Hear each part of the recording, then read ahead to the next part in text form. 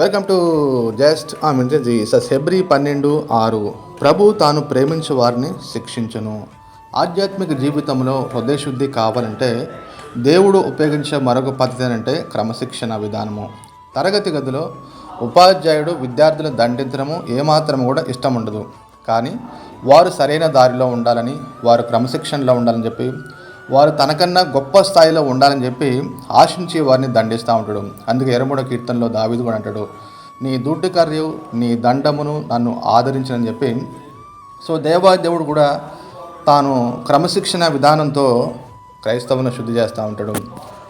అందుకే కీర్తనకారుడు 119:67 వచనంలో, శ్రమ కలగక మునుపు నేను త్రోవడిచితిని, ఇప్పుడైతే నీ ధర్మశాస్త్రం అనుసరించాలనుకుంటున్నానని చెప్పి గొప్ప మాటను తెలియజేయడం జరిగింది. శ్రమలు రాకపోతే మనం ఆధ్యాత్మికంగా స్థిరము కాలేము. కాబట్టి శ్రమల ద్వారా మనం గొప్ప పాఠాలు నేర్చుకుంటాము. అట్టి కృప దేవుడు మనకు అనుగ్రహించును గాక. ఆమేన్.